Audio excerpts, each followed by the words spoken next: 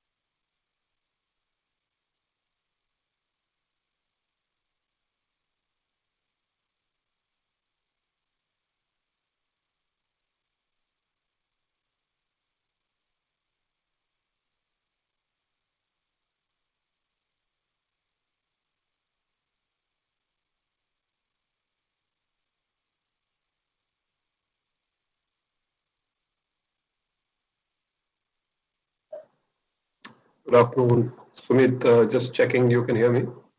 Yes, good afternoon, Rajan. I can hear you.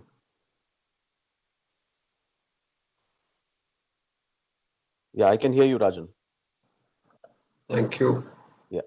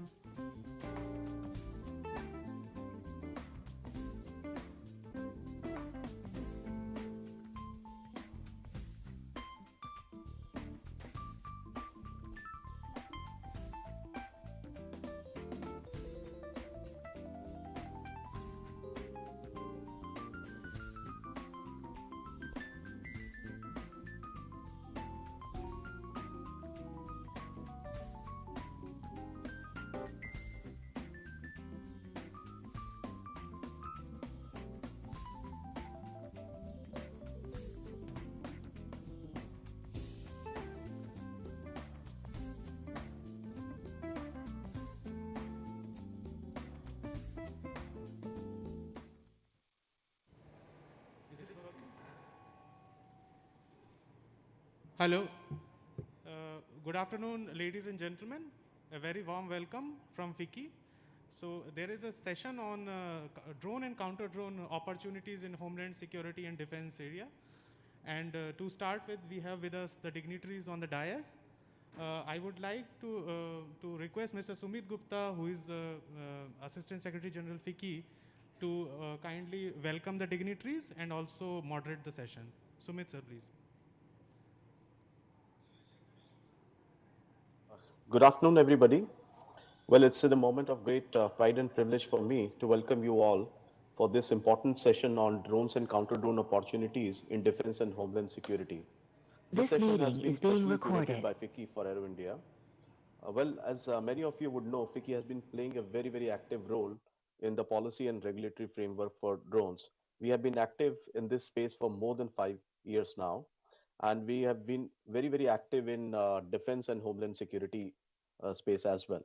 So this is a great opportunity for all of us to understand the role and the opportunities which all the three converging segments provide to the industry and all stakeholders, be it defense, be it homeland security, the applications of drones, as well as counter drones. So going forward, we'll be discussing various issues, various nuances of this particular sector. And we are privileged to have Sri Ambar Dubeji, a Joint Secretary, Ministry of Civil Aviation, with us.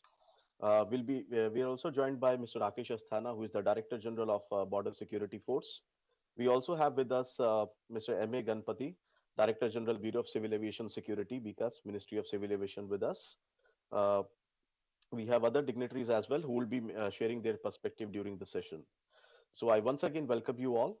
And with these words, I request our chair, Mr. Rajan Luthra, who is heading this committee from the industry side, and who is the head of special projects in Chairman's Office, Reliance Industries Limited, to make his observation and make the theme presentation.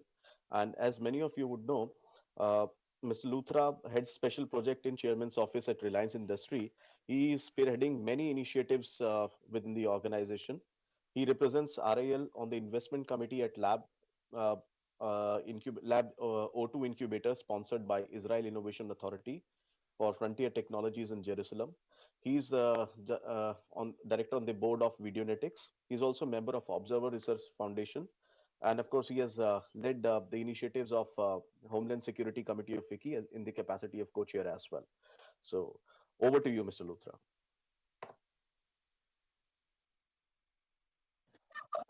Thank you, Sumit. Good afternoon, everyone. It's indeed a pleasure to be uh, giving a quick overview of what are the key developments in the India's drone sector, an industry perspective about how the industry is evolving very rapidly and how we can see, despite all the challenges that we are facing, we have a fairly promising future for the drone sector in India. I'll be taking a quick 10-12 minute update on the overall status of where we are and I believe we have a very strong panel led by Sri Amber Dubey to commence the entire discussions. And we will be then hopefully having a very fruitful discussion thereafter. We had the Raksha Mantri's inaugural address today morning. Some very important messages that were conveyed by him. And during these comments, I had taken up about 5 or 6 key bullets from his address, which are there in the screen. I think many of you would have attended the session either in person or live online. Being a hybrid event, it makes us all virtually be there. And I'm sure we have a large set of people who would have seen some of these very significant statements being made. From a drone perspective, I think we are a very important pillar. The importance of the drone and the counter drone segment is getting realized on a daily basis in terms of how the entire opportunity is shaping up. And I think as we see some of these statements, especially the target turnover of 1,75,000 crores in the aerospace and defense revenue target by 2024, we would like to share with you some key estimates on the market potential that FICCI jointly with EY has done in the last few weeks. As we move forward in, let's say, the military modernization, where already a large amount of budget has been allocated, we also are going to realize that the Sangam that the Honorable Raksha Mantri spoke about, the rising demand for drones and counter drones, the innovation which is happening because of a large number of startups which are already taking a very big role or playing a very big role, the enabling conducive policies, and finally a maturing ecosystem which is shaping up very nicely to make India what is being called as making India the drone hub of the world. If we were to look at some of the key trends and the industry news and analysis that is happening, just in the last few weeks and few months, these are just key takeaways from just the last 3-4 months. And as we see, a large number of new developments are taking place at an increasingly rapid pace. Just yesterday night, we had Sri Amber Dubey announced the approval of 26 green zones, which are sites where now NPNT compliant drones can fly, enabled by the Digital Sky platform. This is going to be, in my view, a key milestone in the usage of drones in a very rapid manner. Yesterday, we also heard HAL talk about or announce their teaming drone, the Warrior, which will get integrated with the Tejas LCA. And I think the combat air teaming system is something that we will hear much more about in the next few years. 15 January, we had seen the Indian Army getting ready for a swarm of drone attacks, which demonstrated what artificial intelligence and drones in a combination can do for next generation of warfare. We had a very significant milestone where one of our industry startups and a company that has grown very rapidly, Idea Forge, has bagged a significant order from the Indian Army for high altitude ISR drones for the armed forces. I will not go through each and every one of the bottom, but I think that some of the key messages that are happening here are that we have both the drone and the counter drone segment taking shape in a extremely strong foundation which is being laid jointly with collaboration of all stakeholders. We also had in November the Drones Directorate being formed, which is really making a significant impact on how the policy and some of the approval process is getting speeded up. We also have the Quality Council of India taking a big role in certifying the drones, as well as some of the aspects which are happening. I mentioned about some of the key policy interventions. These are just a snapshot of many, many fast-track developments that have taken place in the last few months. For me, these were some of the most notable out of the ones which are, let's say, a whole upload is available on the Ministry of Civil Aviation website. But I think it is just demonstrating the fact that we have some of the challenges that were there in the past are now behind us, and the industry can look forward to a very promising future.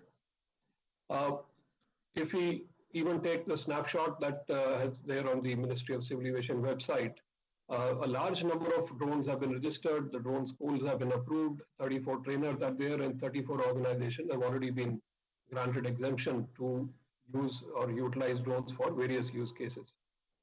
4 of such projects were cleared by the Drones Directorate in the last month itself. If we now move to an aspect of what FICCI has been doing in a collaboration or supporting the Ministry of Commerce and Industries actions or DPIIT's action in preparing a vision and an action plan blueprint for the drone sector under guidance from the Scale Committee. And we had constituted a working group in September, and within a matter of less than 90 days, we had made a presentation to the Honorable Commerce and Industry Minister on some of the key opportunities as well as the key action plan that we could be looking at. And I'll share with you a few snapshots of some of the outcomes of the study that we had done. It was a very widely represented working group that had been constituted, and we had a very active participation from various, including Indian Navy and Air Force representatives, the industry bodies, both the public sector and private sector companies, as well as startups. And as an outcome of this entire engagement, we had been able to come out with what we are jointly with Ernst & Young as our knowledge partner, a very significant addressable market potential for drones and counter drones in India in a few key sectors. If we really look at the vision for drone industry in the year 2030, we can see that there is not only an intent, but there is now a concrete action plan to make India the drone hub of the world by 2030. This can be done by obviously having a significant part, both from the defense, the homeland security, as well as the counter drone segments. And we have covered a wide variety of sectors, including the commercial sectors, including infrastructure, retail, and agriculture as well. And there is a huge overall market potential estimation that was carried out, and out of which the manufacturing potential itself is about 180,000 crores, or approximately $24 billion. And I think some of the things that we are discussing in this panel today will all lead to enabling some of these action plans to be implemented. If we see how this pans out in a 5-year horizon and a 10-year horizon, we see defense being the largest part of the drone industry market potential, contributing to almost 33% of the overall market potential. And that gets supplemented by some of the other sectors, and the figures are all here in rupees crores. These are the indicative market potential figures based on the study that I just mentioned about. And these numbers just indicate that we are at a cusp of a place from where the industry can only see a very high speed of a growth path from here. We have the defense as 1,01,000 crores, the counter UAS as 49,000 crores, the commercial sector estimates was around 75,000 crores, the homeland security at 23,000 crores, and not to ignore the export potential also at around 47,000 crores as well. We had estimated about 60% of that can be indigenized in that period of time, and we would have a whole ecosystem of drone tier 1, tier 2, tier 3 suppliers coming and supporting the overall aerospace sector. I'll share a few snapshots. I'll not go into details. We have done a detailed analysis of the armed forces based on inputs from various stakeholders. These are all figures in rupees crores for the year 2030, cumulatively from now till the year 2030. both in terms of the strategic UAVs, which include mail, hail, and tactical UAVs, and some of the smaller UAVs as well, which are the micro, mini, nano, and loitering UAVs as well. For the commercial and HLS sectors, again, a large potential opportunities in agriculture, infrastructure, retail and supply chain, as well as homeland security. These numbers are all indicative of the enormous potential that can be opened up once we have the infrastructure taking shape. These are some of the details giving the breakup of how some line of sight applications as well as the beyond visual line of sight applications are panning out, and the variety of use cases that drones can be utilized in. Many of these are not just on paper, many of them are already being utilized for railways, for road surveys, for telecom, for agriculture, and multiple other areas, including COVID-19 response that we have seen the police forces and others being used, as well as the use by the defense forces, which was already happening.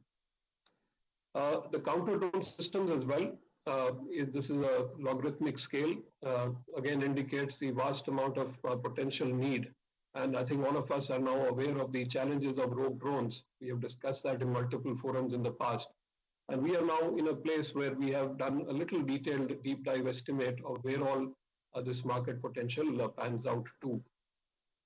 These numbers are indicative numbers of the huge opportunity that is there in the drone and the counter drone segment.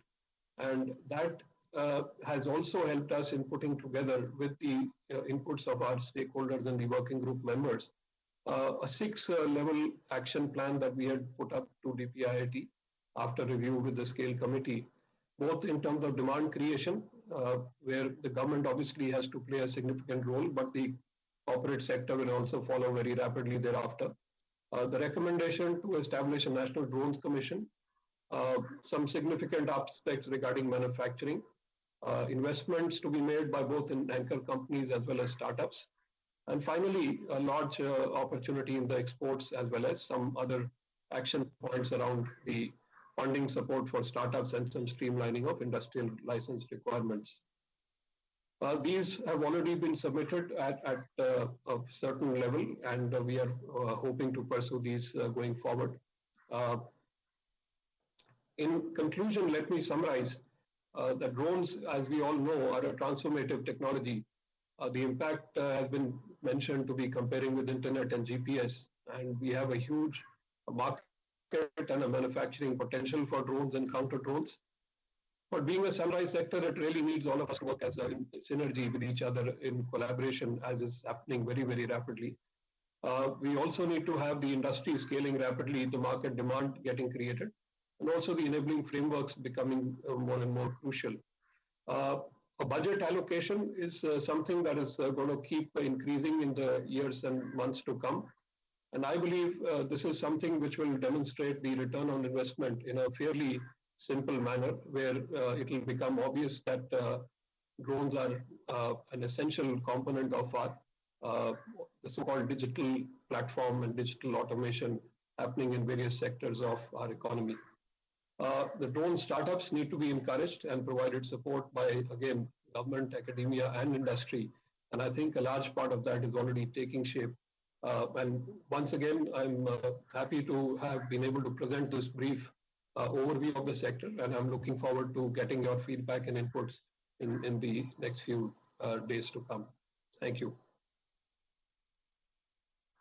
Thank you, Mr. Luthra. Thank you for sharing your perspective and overall snapshot of the entire ecosystem.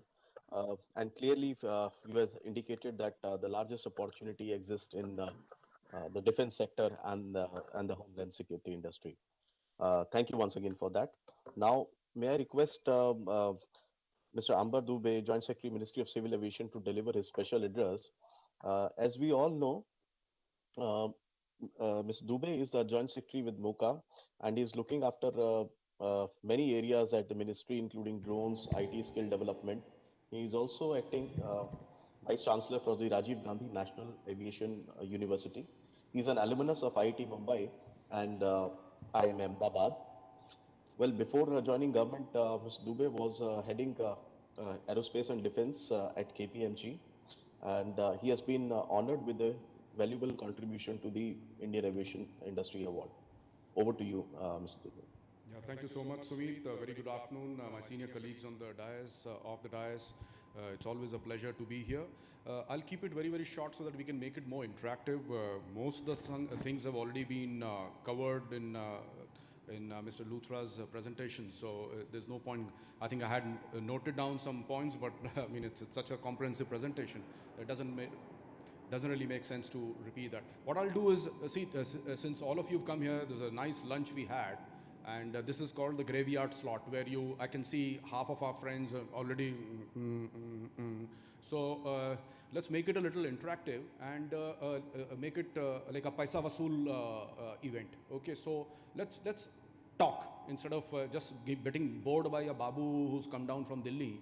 Okay, let's chat, because all the facts are in front of you.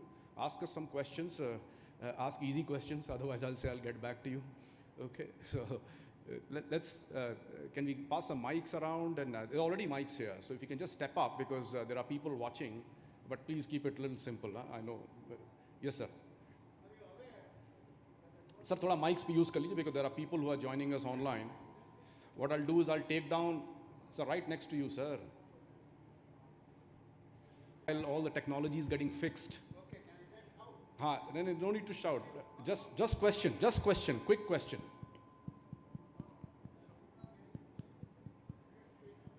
Chaliye. Are you aware that there is a drone program in India from 2000 onwards with the DRDO, and a specific program, that's the program under the DRDO and DST, was started in 2010. Right. Yeah, good question. Next question. Don't tell me you came just to listen to people. I'm sure we all have pain points, like sir said. Are you aware? Yes, we are aware. Thank you so much. No more questions? Okay, then may I ask one more question? Yes, please. I have a follow-up action. What will you do?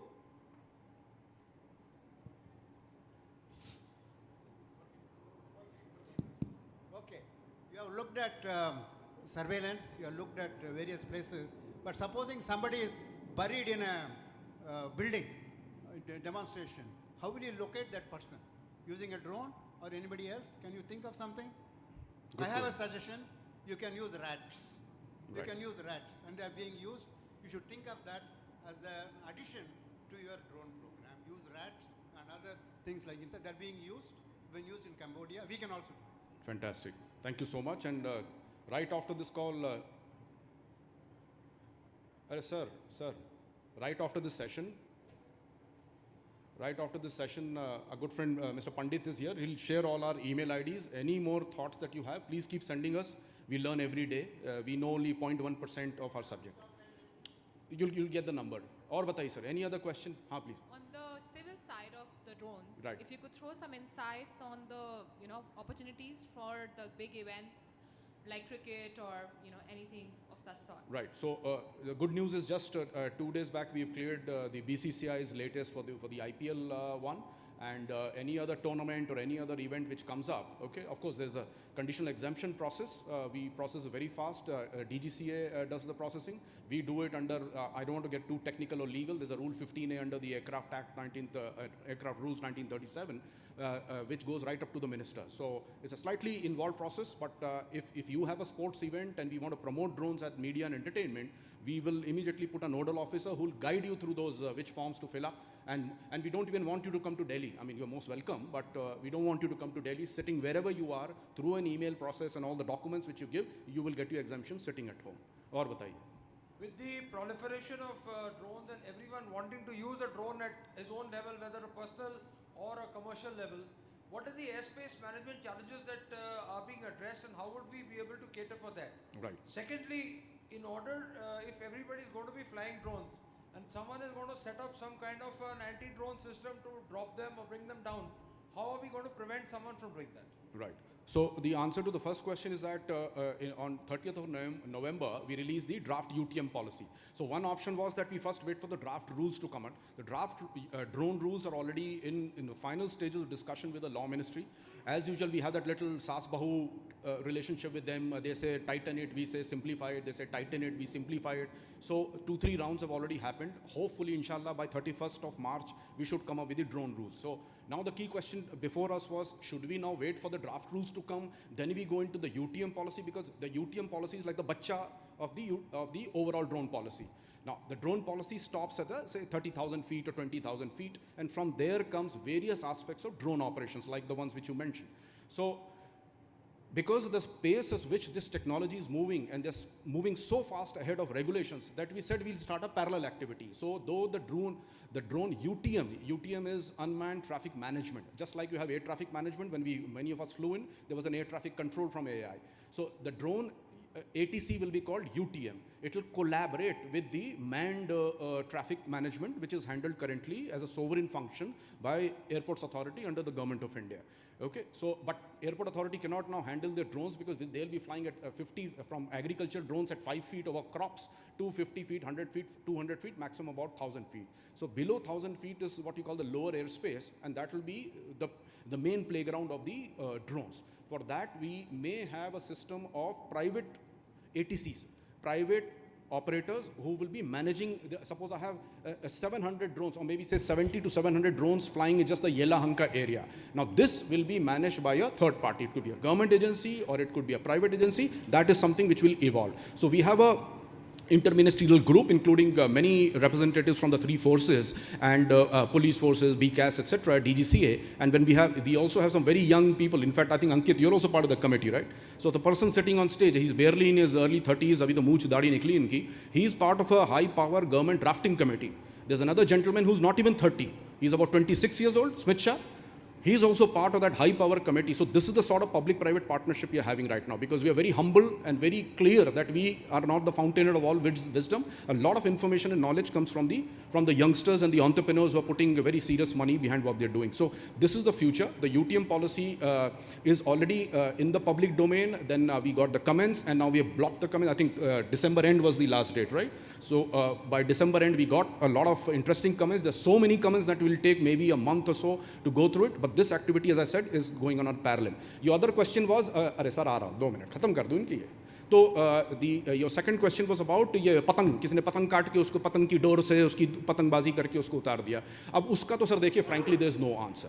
Okay, if I am bent on mischief, if I want to steal your, I mean, I will not try to pick your pocket, but somebody else's pocket if I want to pick, I mean, who can stop me? I mean, the only way you can catch it is surveillance and then very strict action after the event has happened, right? So I'll be very honest, we don't have any such mechanism, okay, today.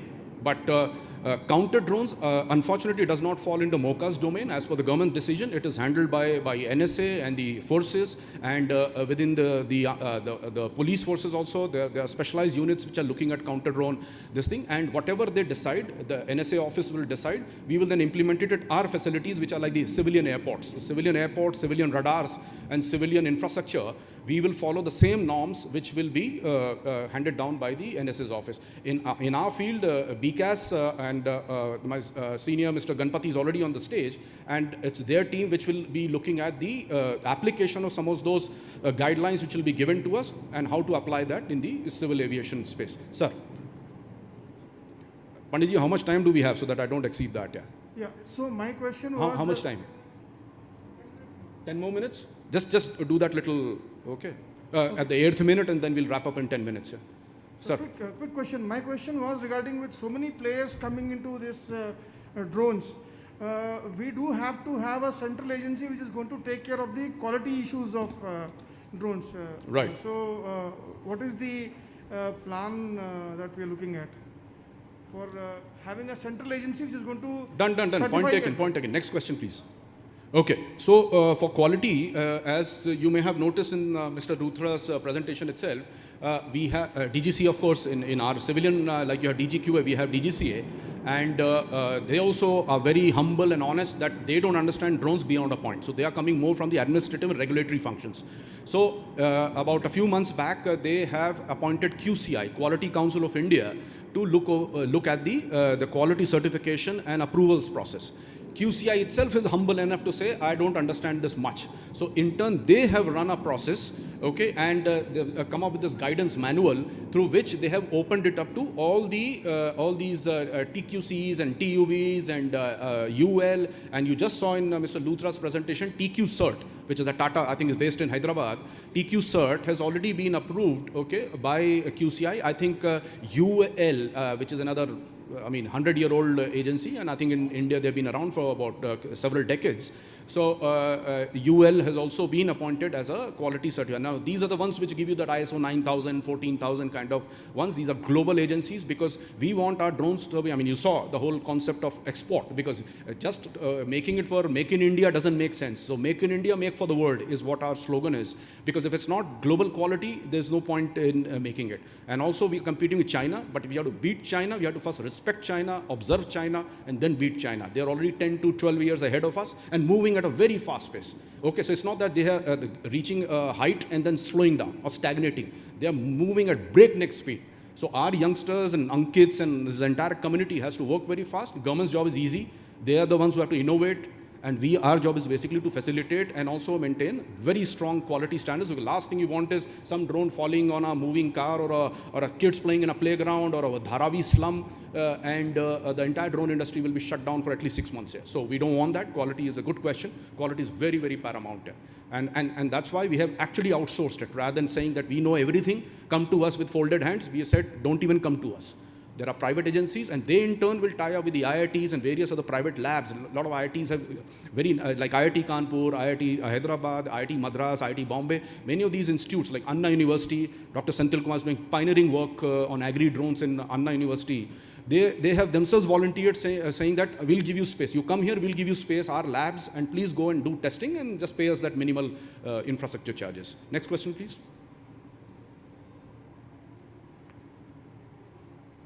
I think we are doing good on time. There are no more questions, and no point me giving a long speech. I think Mr. Luthra has already covered most of the points. I'm right here for the next 3 days. So any question that you have, please tell us. Thank you so much. Jai Hind. I'll just... Mr. Dubey, there is one... Just close by saying that...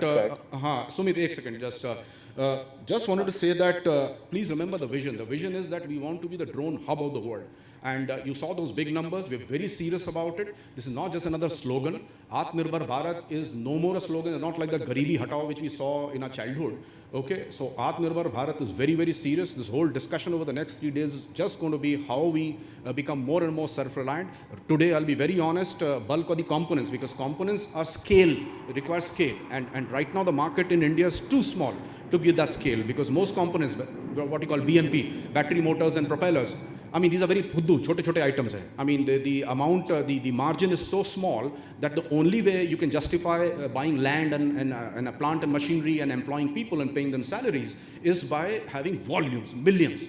And those millions will only come through what we call DSR, demand, supply and regulations. So you saw in the presentation, through demand, we are pushing a lot of government agencies, right? Railways, NHI, Bharat Petroleum, Indian Oil. They are pushing more and more requirements and coming up with more and more RFPs for drones. And we're giving liberal conditional exemptions. Swamitwa scheme is one of the biggest ones. Ankit himself has made a pile of money in that. And now he's made another pile of money with the Indian Army. They've given a 140 crore contract to him. Big round of applause for the Ankits they are the future. And even Corona, we saw their good efforts in locust control at a very short notice, in 9 days flat, when we got the order from Cabinet Secretary. And in 9 days, we gave 5 work orders to 5 agencies without a tender, which is unprecedented. And another 3 days, they were actually in Rajasthan, in 5 districts of Rajasthan, Bikaner, Barmer, Falodi, etc., etc. from all over the country. This is the peak of, early June when the whole country was shut down. And here in a war room, we were actually coordinating with the district police authorities and curfew passes, and somebody had a pilot here, and the drone is kept there, and the mechanic is here, and the technician is there. And we still managed to get them into those 5 districts in Rajasthan. And finally, the locust problem was eliminated by a combination of ground-based, drone-based, helicopter-based solutions. So that happened. Then the Swamitva, where the Honorable Prime Minister in October gave out those 1 lakh digital property cards to our brothers in the rural areas.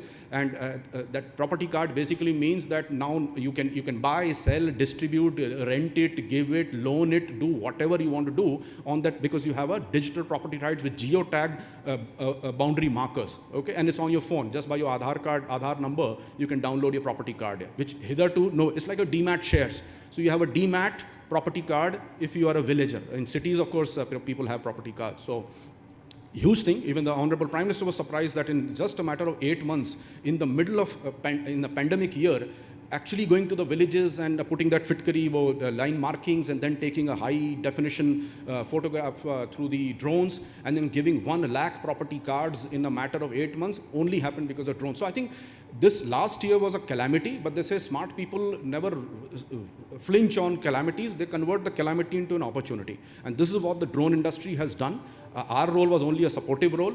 And just see, Corona, Locust, Swamitva, and so many other things that are happening, okay, are all happening in the year of the pandemic. And all these drone, all the things which I don't want to rattle off, all the things that has been done, lots of things has been done on the regulatory phase to just support them, because they are at the front. And my last, the example which I'll share, it actually is a war where people died, but for us, that's a big boost again. It is a Nagorno-Karabakh war. And that just showed how centuries of history was changed in 3 days. 3 days, just 3 days, by using a new equipment. And I'm sorry to say, with all due respect, tanks and radar batteries and anti-missile equipment from Russia.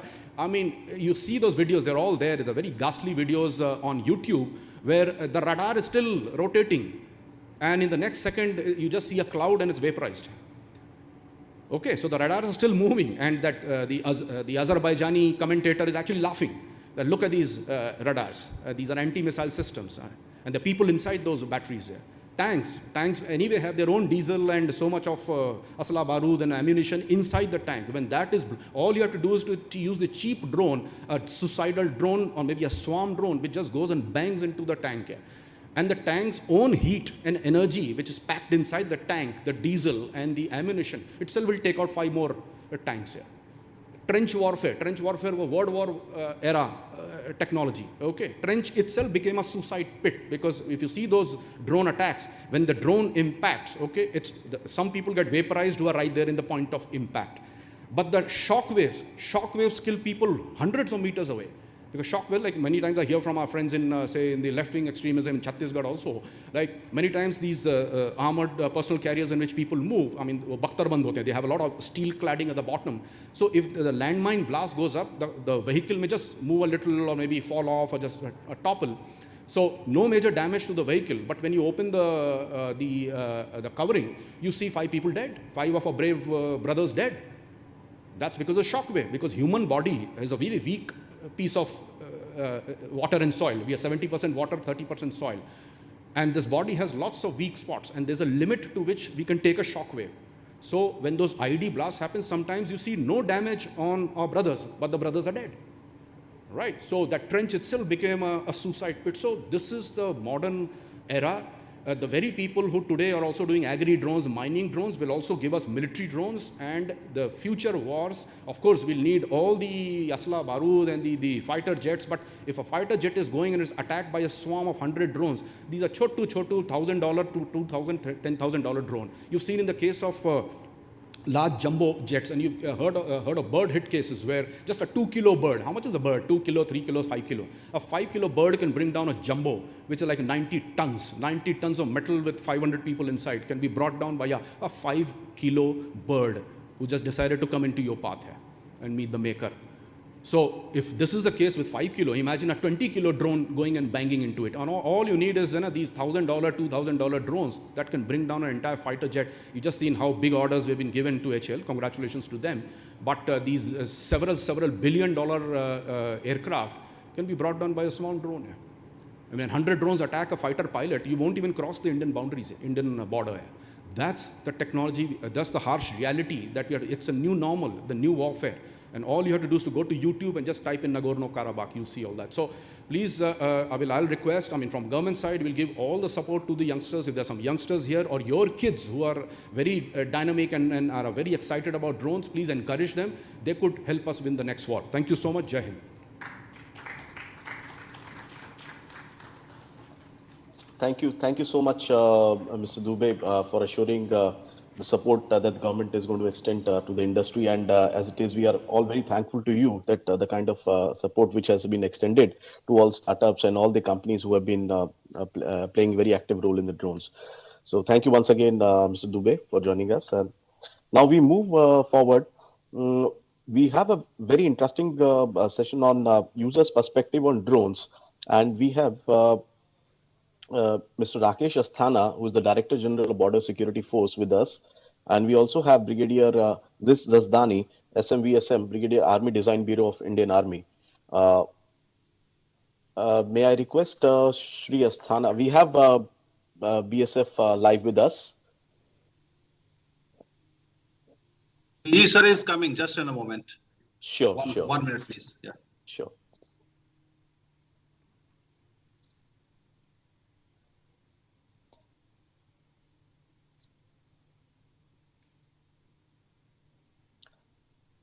Yeah, good afternoon, Shri Asthana.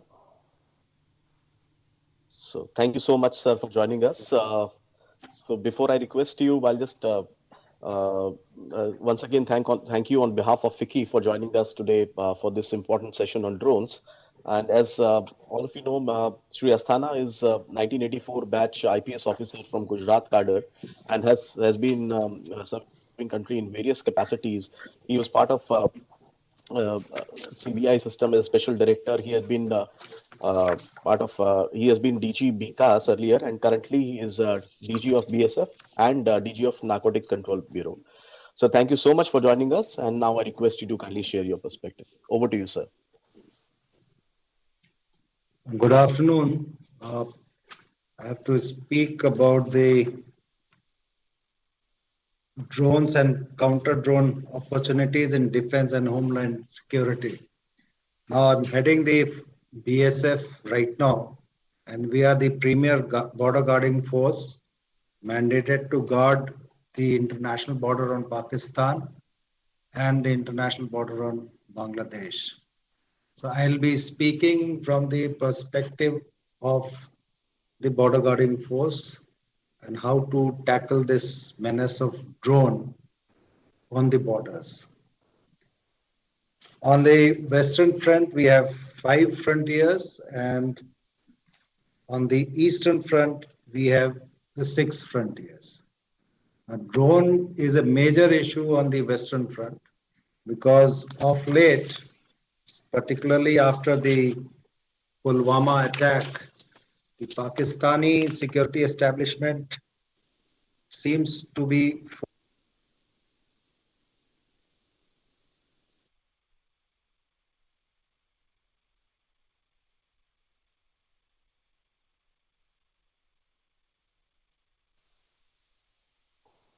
I think we have lost the signal. We'll just wait for a minute. We'll try to connect to them.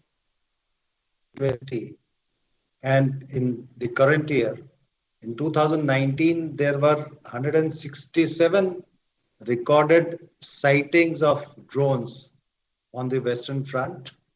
And in the year 2020, there were 77 sightings of drones on Western Front. There have been instances of dropping of arms, ammunition, explosives, narcotics through the drones, particularly in the Punjab and Jammu sector. So Pakistan is very effectively using its drone technology for not only smuggling activities, but also for the surveillance purposes. As per the intelligence inputs, Pakistan Army has been looking for mini or small UAVs which can stay for several hours in the air to monitor the border with a preferable range of 150 kilometers. Pakistan is using Chinese drones, Russian drones, drones from Saudi Arabia, Germany drones, and Italy drones. In addition to that, Pakistan is also seeking to augment its counter drone capabilities, having interception, direction finding, and jamming capabilities. Italy has offered combat proven anti-drone electronic warfare system known as Adrian, which is equipped with surveillance, detection, identification, and neutralization capabilities. China has offered Pakistan to procure portable jammer device, 3D ground surveillance radar, and UAV jammer system. Now, these UAVs are the latest technological tools in the kitty of anti-national elements, which if we do not address appropriately and effectively, it will pose a daunting challenge to us in times to come. Now, we are also in the anti-Naxalite operations in Chhattisgarh and Odisha. Use of drones there for anti-Naxal operations is also very important. Now, so far as BSF is concerned, we are using the drone technology for the surveillance purposes. We have to use it for countering the rogue drones sent by the Pakistanis. And also we can use the drones for attacking purposes whenever it is required. The government has already authorized almost a sizable number of UAVs, micro 329 and small 107 for the BSF. And in the times to come, the requirement is likely to be increased manifold.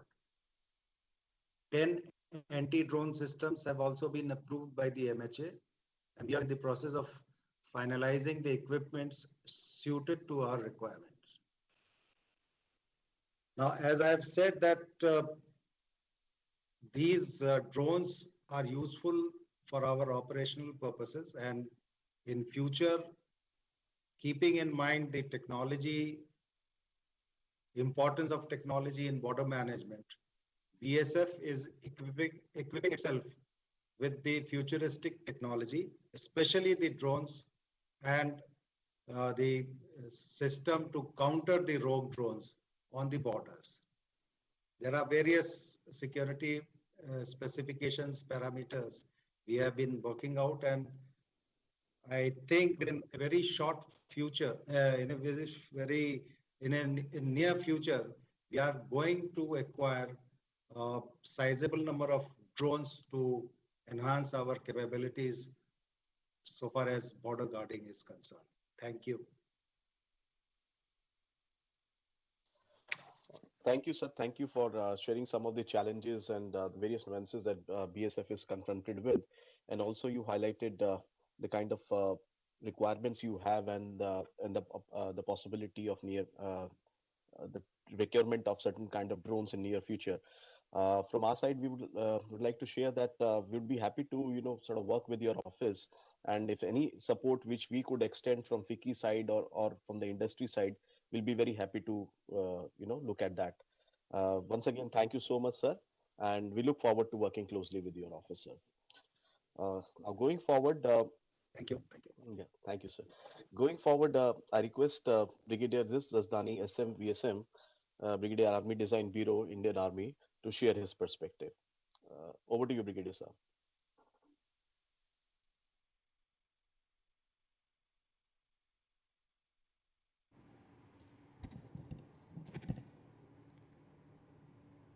Good afternoon, ladies and gentlemen.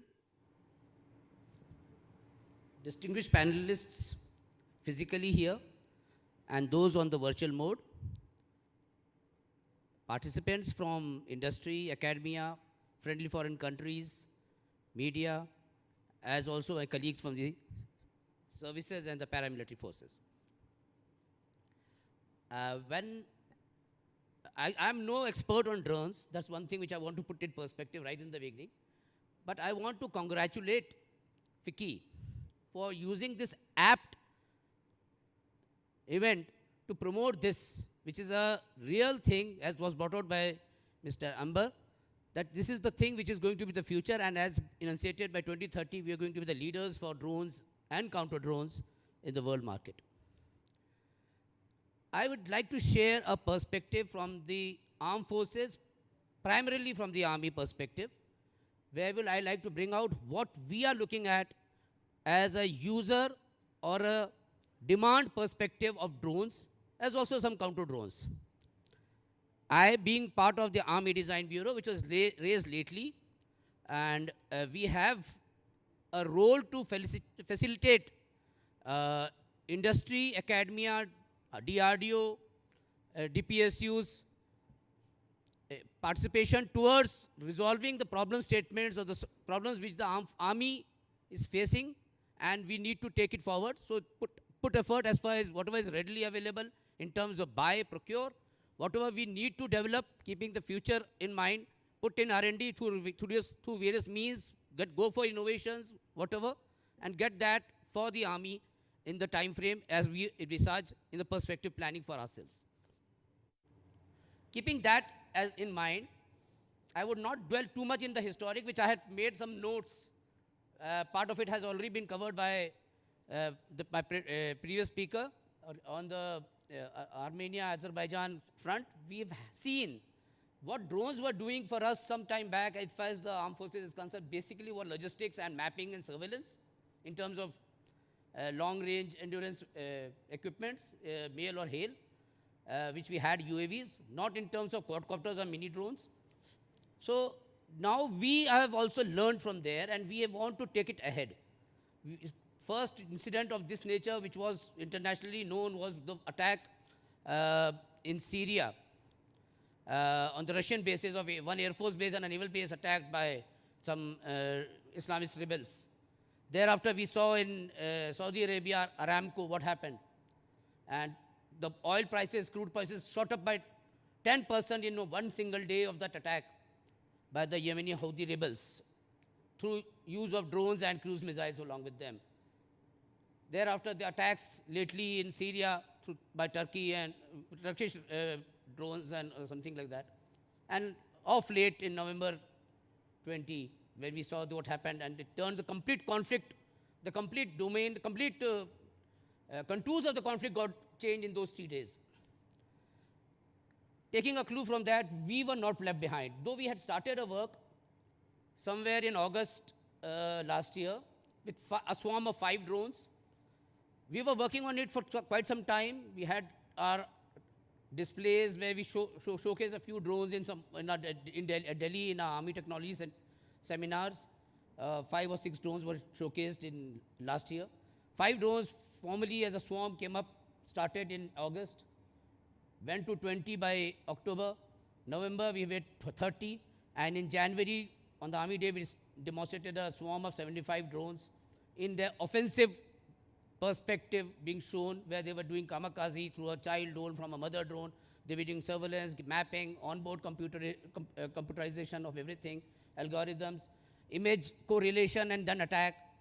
There also, then we showed some logistics being delivered there. It's available on the YouTube. You can go and see that. It's a mere, as of now, telescope kind of a demonstration, but the threat is real and the capability is existing. We want to take it further. It will not be limited to this. We may go to 3 figures, and subsequently in a year or 2, we may go into a swarm of more than 1,000 drones, which will be a battalion attacking, in case you look at it that way. Though it may not be used in the same area, it may be over a larger perspective and various tasks being done by them, and there is no leader. All are leaders and all are slaves, so they are moving together. So that kind of a thought process existing. In front of me, there are few colleagues of me from industry, startups, who we've been interacting for the past 2 years. They have come up with these solutions. We as a user can only tell you what we need, and you produce it in the time frame. This is one example. That is not the only thing where we are looking at. Swarm was one. We have already invested. Our country has a border of 15,000, land border of 15,000 kilometers, a coastline of 7,500 kilometers. You need to have surveillance. You need to carry out operations. You have to attack terrorist camps. You need such kind of technology to take it forward. So demand is huge if you look at it that way. We will be able to give that demand for procurement. In terms of you wanted quantity for space, we'll be able to give it. Only thing is, it has to be understood and taken forward in the time frame. We have a requirement of surveillance in high altitude area. We were flying UAVs, which is a huge establishment required on a runway, takeoff, and one bird is 150 crores each. Such costly equipment, which could have been done with small drones, low signature, nobody can detect it, very easily maneuverable in those areas, in those mountains, at low altitudes, where it cannot be even detected by radars. We wanted something like that. At least go 15 kilometers, see it, and come back. And you have here Ankit sitting here. He produced it. We threw a challenge in August. If I'm not wrong, 10th August, we threw a challenge. We had a webinar with all people who were making drones. We threw a challenge. There were 20 participants. 12, they all put in the application after the webinar that they are ready for that. Challenges for 2. One was surveillance drone in high altitude area, logistic drone in high altitude area. We got responses. We selected 12, took them ahead. Out of those 12, Ankit, a startup, beat big industries, giant industries in the country, indigenous, was beaten not on cost, on technology, meeting the user requirements. So, as far as niche technologies of drones are concerned, all are equal. It's a level playing field. You get it, you meet the requirement, you go ahead. You get a 140 crore project, and that can be repeated also in future. It's not the end of the whole thing. You have to take off at that altitude at 4,500 meters over area of only 25 meters by 25 meters, fly in auto mode 15 kilometers, keep giving the inputs of the places which you want, keep passing it live, and in case you are detected or you are jammed, get back. If you are not jammed, you follow a route and come back, land and provide the inputs. That is the kind of thing which was required, and the temperatures are sub-zero, minus 20, minus 30. Batteries have limitations. Power packs have limitations. There are strong winds. You have to, the rotors have to withstand that kind of thing and not get drifted away. That was the challenge, in which 4 of them qualified to meet the requirement, and finally, based on our requirement of technology, what we gave for IdeaForge. It's not that the other 4 were any less, or any 12 of them were any less. It's an exercise in the very nascent stage.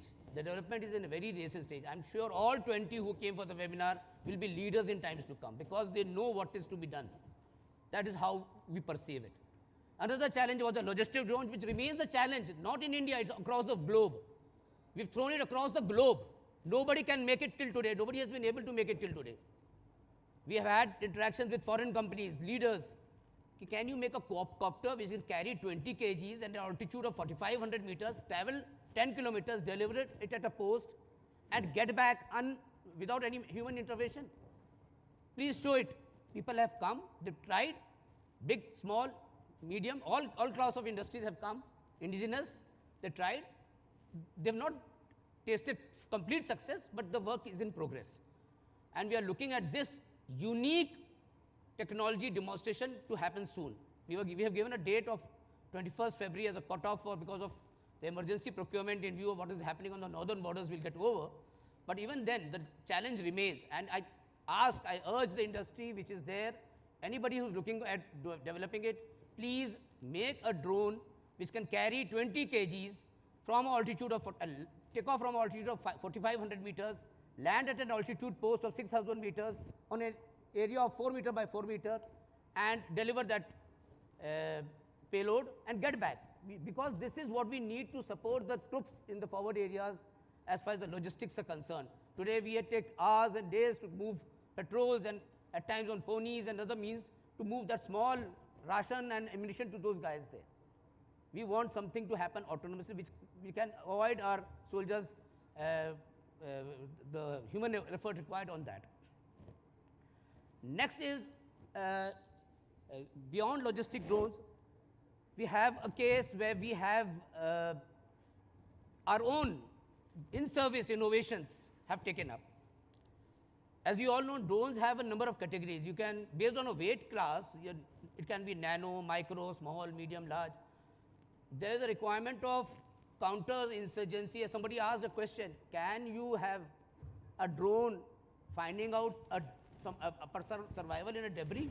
Or you can have a drone going inside a building and finding out if there's a terrorist sitting inside at night? Yes, we can. Answer is yes. It is on demonstration. Go to the India Pavilion. There are 3 innovators, service innovators wearing uniform, standing there. They've shown it to the Rakshamantri today. There's a nano drone. It can fly without line of sight up to 100 meters. Go inside. It has sensors which will avoid getting hit by it will go through the doors, windows. It has a camera, gives a live feed. And then you know where the guy is. Another drone can follow with an explosive and can be exploded there. And that's the end of it. So these are kind of things which even our in-service innovators, service officers and men are doing. There is a counter drone there. It was a live problem, as was brought out by the DGPSF. On the northern borders, we are having every day number of attempts being made and swarms coming across. Now, how to stop them? Our own officers from EME have made a counter drone system which has a range of 3 kilometers and can be enhanced with power supply to 5 to 7 kilometers, detect and jam and spoof a drone. Another guy has made a drone which is a counter drone which is only handheld, 4 kg radar. You just move it there, anything up to 1 kilometer or 800 meters, the drone will be jammed and it will be forced to land there itself.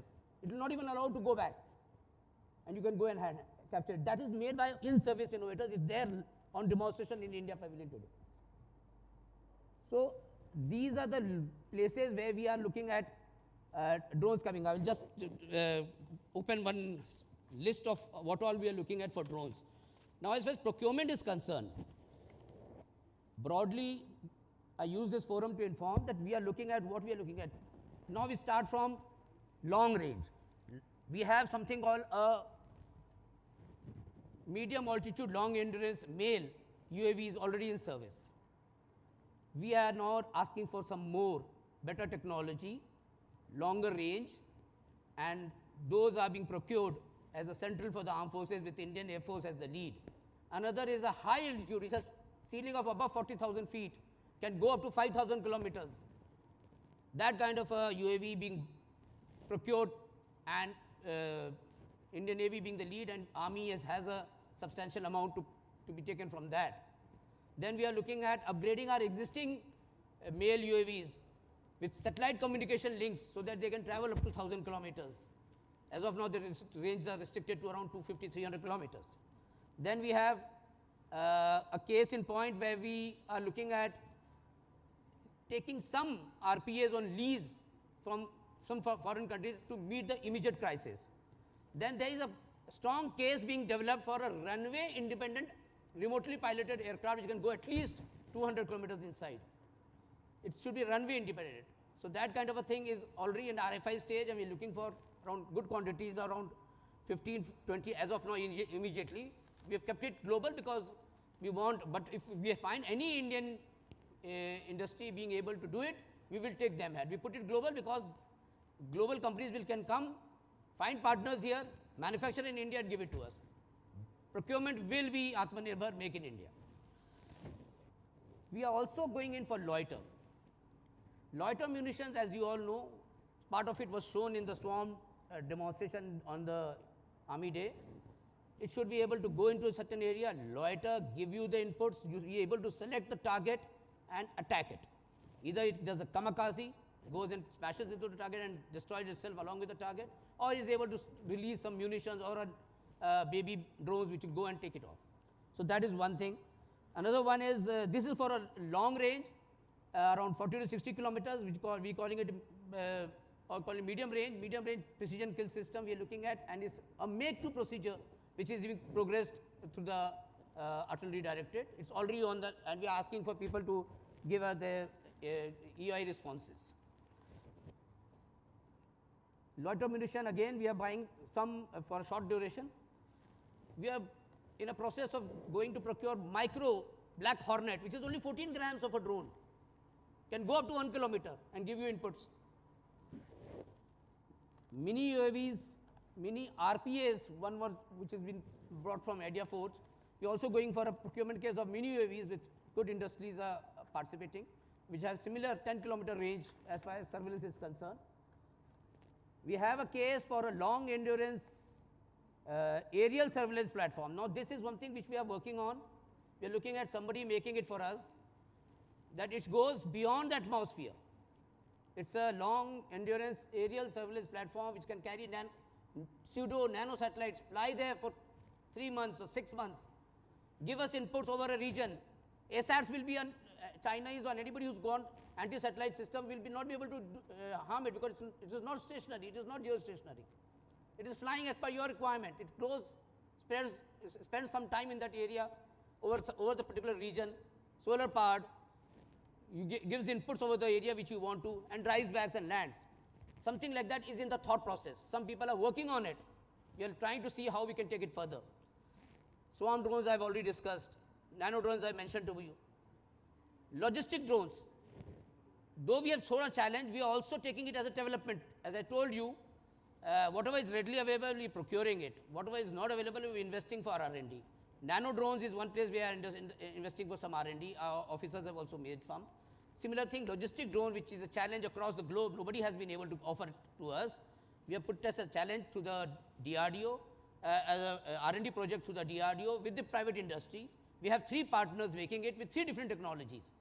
One industry, startup is making it using gasoline engine. The second one is making it using battery engine, a battery-based power supply. And the third one is making a hybrid. Let's see which one succeeds. It's been already the gasoline base is already ready for demonstration as a prototype. So we'll take them to high altitude and see how it performs. There were some observations last time. They would have improved upon it. So this is one thing which we have also going for R&D.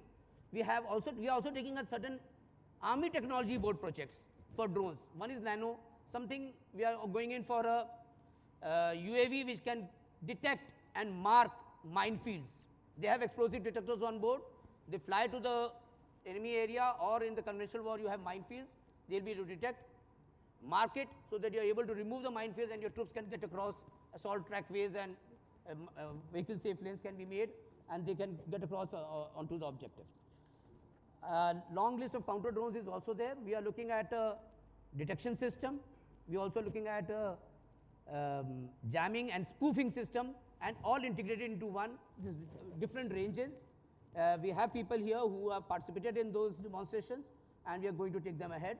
And these are the things which is a user's perspective, I can tell you, is what we are looking at for drones and counter drones. And more will follow as time flows. We are also looking at man-machine partnership pairing in drones. You're moving on a tank, you see something across, there's a hill feature or a sand dune, you don't want to take your tanks there. Fly your drone, get the input, and maneuver as per the input received, or the IFF or any target detected. So all those things are there in the. So the user requirements are going to be abundant in times to come, and the industry, I'm sure, will be able to respond to it. With this note, and we would always, and we were bound, and we will definitely take everything as make in India. That is for sure. Even if it's a global consideration because of technology and we want it in an urgent time frame, the interest will be that we have an Indian industry manufacturing it. With this note, I'd like to call it, and any questions subsequently, I'm ready to answer. Thank you. Jai Hind. That was very, very comprehensive, and you articulated the problem statements of Indian Army, and you also mentioned about the challenge which we have thrown open, and we sincerely hope that that gets fulfilled sooner. This it clearly substantiates what Mr. Luthra mentioned in the beginning in his presentation, that the major opportunities, that the addressable market lies in the defense part of it. So thank you so much for substantiating it further. And with this, we move on to the next speaker. May I request Mr. M.A. Ganpati, Director General, Bureau of Civil Aviation Security, Ministry of Civil Aviation, Government of India, to share his perspective. As many of you would know, Mr. Ganpati is an IPS officer of 86 batch, and he's an alumni of Madras Christian College, Chennai, and postgraduate from JNU. And he has also done LLB from Delhi University. Sri Ganpati is a recipient of Police Medal from Meritorious Service in the year 2002 and President's Police Medal for Distinguished Service in the year 2010. I request Mr. Ganpati to please address. Over to you, sir. Thank you. Distinguished co-panelists, ladies and gentlemen. First of all, very briefly about what exactly we do. I am from Bureau of Civil Aviation Security, as I was just introduced, and BCAS for short is the Civil Aviation Security Regulator for Government of India. What we do is we lay down standards and norms to ensure that air travel is safe. So how do we do that? We do it broadly, among other things, in two ways. One is we lay down aviation security rules which have to be complied by airport operators, airline operators, and other stakeholders in the aviation ecosystem. And secondly, we also identify technology and also the technical specifications of the technology to ensure that air travel is safe. As already very elaborately discussed by the co-panelists, drones have proliferated, multifarious uses. The regulatory regime in almost all countries are struggling to cope with the growth of drone ecosystem. So is the case with India. Hence, in the civil aviation security ecosystem, a need for counter drones. So this is an emerging threat to civil aviation security, and it's already been identified as such. And BCAS, as part of its functions, has already issued technical specifications for counter-drone solutions so that all the airport operators install such solutions. I should also make it clear to the industry here that we don't actually do any procurement of the technology. The norms we lay down have to be complied by the stakeholders, which includes airport operators, airlines, etc. So if we say we need a counter-drone solution, the actual procurement has to come from the airport operators by and large. So, but as already discussed very elaborately, drones are a potential threat, and the aviation ecosystem is always a vulnerable and a high-profile target. So there's always a possibility. In fact, there have been instances in other countries where drone attacks have taken place in some of the airports. So other than a drone accidentally veering off course and acting like a giant bird hit, we can also have a situation where a rogue drone is actually maneuvered by terrorists with a payload and dropped over an airport or an airlines, or even an airlines or an airport facility, causing immense damage and giving huge publicity. And it's quite cheap, as already discussed. So what we have done, I have briefly mentioned to you. We have already told all the stakeholders, especially the airport operators, that we do need a counter-drone system to neutralize a threat which is real and present. But unfortunately, the problem from their perspective is some of the counter-drone solutions which are available at the moment, according to them, is prohibitively expensive. And I think right now, Indian solutions are few and far in between. So, especially in the view of the fact that we had a bad pandemic, that deadline which we had fixed, that all the metro airports and hypersensitive airports should have a counter-drone solution by January this year, has been extended mainly because of the pandemic, because the finances have been badly hit. But again, the BCAS is in the process of issuing new dates for installation of counter-drone solutions, especially in the metro airports, because as I said, metro airports are especially vulnerable, and drone is a very cheap kind of an option for a terror attack. So within the course of next few days, perhaps we'll fix new deadlines for counter-drone solutions. So as I said, one of the real problems they face is the available solutions for which trials have been conducted, according to them, is quite expensive. So I can't really fix a price limit because that would be unfair, and I'm also technically not qualified for that. Ankita perhaps would have some idea about that. But then, because there has to be, we have around 100 operational airports, more than 100 now, and many more airports will be coming up in near future under the UDAN and other initiatives of Government of India. This is quite a market which is opening up. I mean, drones, of course, as said, are multifarious uses, but counter-drone solutions equally need to catch up. I'm just talking about the aviation security ecosystem, but counter-drone solutions would be equally necessary in many other areas of homeland security, as already discussed. So this is an emerging area. It's not an emerging area, it's an emerging market. And I think if the solutions are cheaper, the installation will be faster, and we'll also be able to ensure that all the stakeholders manage to maintain their timelines. So there is a market here, and there is there has to be a very competitive world for making use of this opportunity.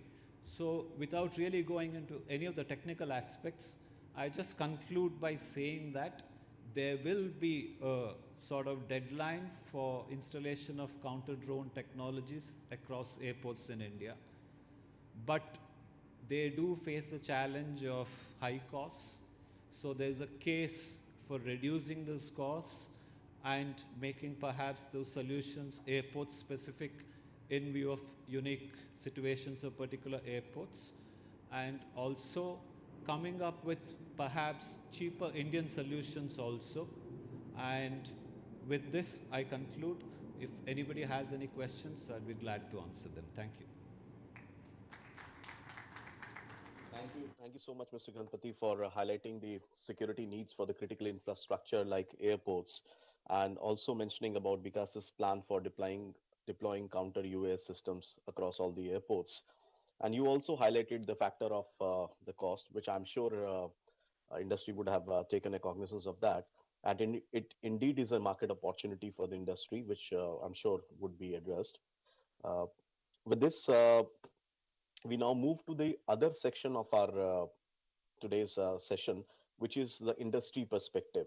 Now, while we have just heard the requirements, problem statement, and the opportunities from the user side, now we have, on the other hand, the solution providers, the industry, which has certain solutions which could, fit the requirements of as articulated by various forces. So, moving on to that, we have our first industry speaker, Brigadier Ram Chiller, SMVSM, who is the CEO of Cyber Solutions, the Crown Group. May I request Brigadier Chiller to kindly join us on the stage and. May I interject with a question before the next panelist starts? Good afternoon to you. I'm P.S. Sandhu. I'm DGP, CID, Economic Offences, Cyber and Special Units, Government of Karnataka. I was in Internal Security till very recently and in BSF. In Karnataka, we are looking at drones with two perspectives. One, in terms of surveillance, but with a very low signature, very low sound signature, and a good endurance capabilities.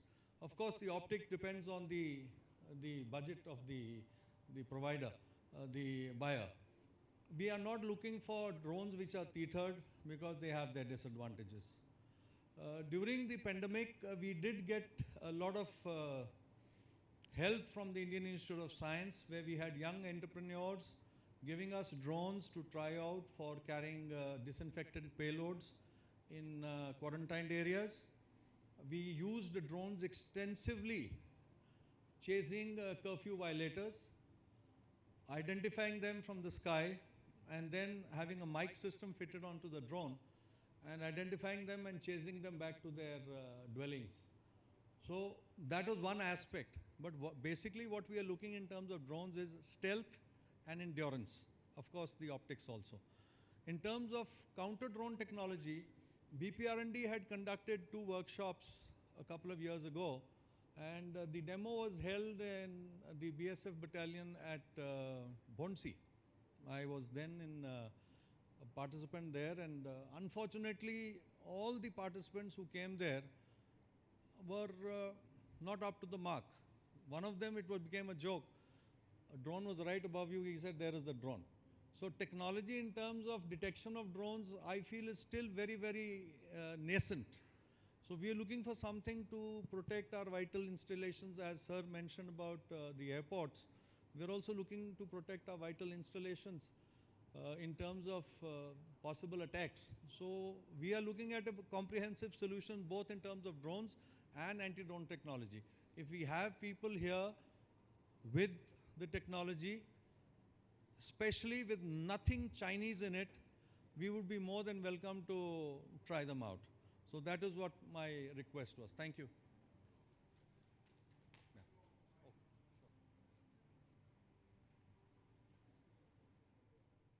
Requirements, and I'm sure industry would have taken a note of that, and we'll connect you after this session, and we'll take this requirement forward.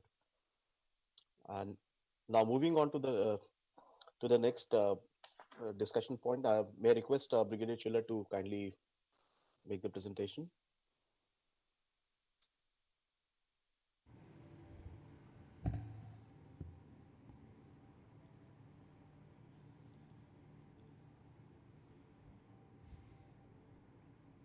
Ladies and gentlemen, good afternoon. It's a pleasure to be here on behalf of the Crown Group, which was established in 1978 to serve the Indian Defence Forces. As of today, we have a Defence Engineering Division comprising of the land, air, aerospace, marine, industrial, and defence export. The group is the strategic partner of choice for global OEMs for transfer of technology and manufacturing in the defense sector in India. In line with our Prime Minister's vision of an Atmanirbhar Bharat, we have identified several opportunities and initiated projects in line with that. We are also actively involved in AI and big data analytics. And in that, I can say with pride that some of our lead intelligence agencies and law enforcement agencies are our current users. Here and after, I'll keep it brief, as Mr. Dubey said.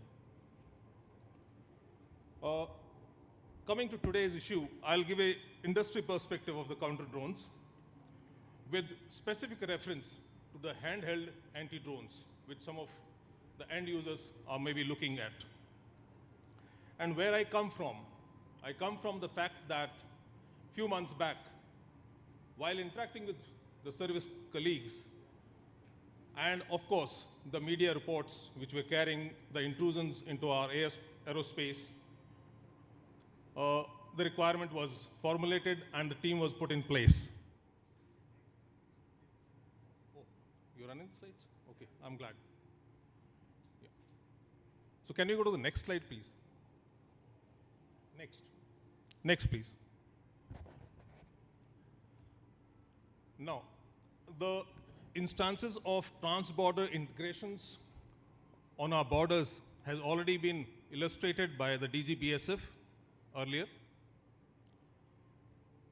and the fact that our borders are porous with almost 15,000 kilometers with very, very harsh terrain. So not every inch of the border can be manned. And that gives an opportunity to the enemy to push in his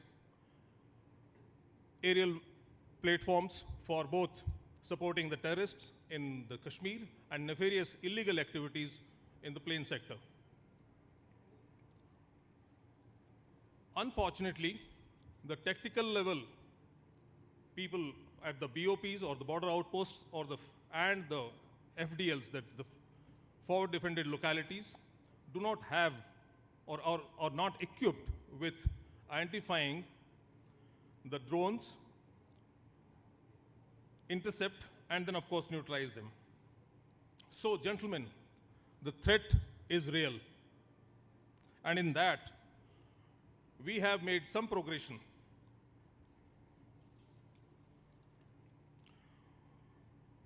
What is the need? Need is of a hand pack, easy to handle. Oh, I'm sorry. In fact, I'm not keeping a track of the presentation. I think I'll speak expo. So the need is of a hand pack, lightweight, easy to use and deploy for pinpoint targets. Gentlemen, today, the kind of counter drones that we have in the industry are for area targets, which are, of course, meant to be guarding larger installations like the stadiums, let's say not even an airport. What we need for our extended borders is, which is deployed at the tactical level with the frontline defense, which is also used for, or can be used by the mobile patrols for guarding the critical infrastructures like the airports or the airfields. Obviously, it must have a small physical as well as electronic signature to avoid detection. And it should be highly directional so that it does not interfere in your own communications. An indigenous product obviously would give boost to the defense industry.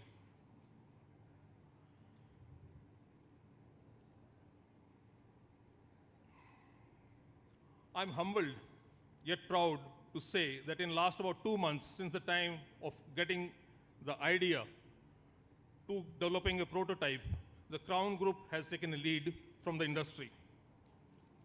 We have possibly the first from the industry, which is a counter drone handheld to be or could be used for tactical level units, both along the line of control as well as in the international border.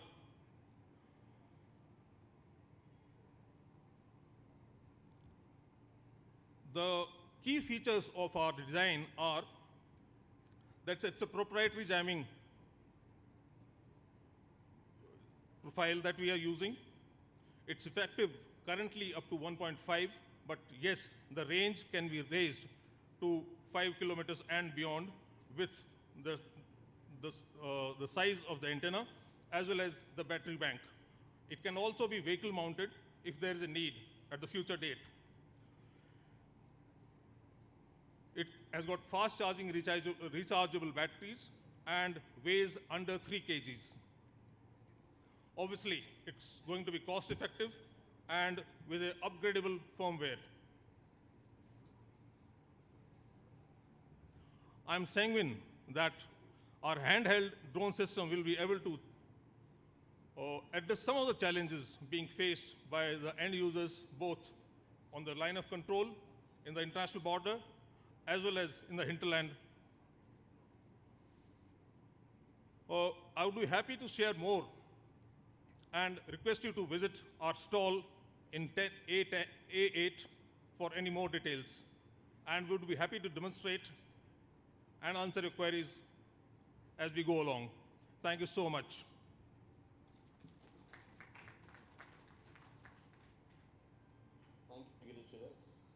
Now, on to Mr. Ankit Mehta, who is co-chair of FICCI Committee on Drones and co-founder of Idea Forge. And as we all know, he needs no introduction. Ankit, over to you. Thank you so much, Sumit. First of all, very good afternoon, late afternoon to everybody, all my esteemed panelists, all the guests who are attending this session today.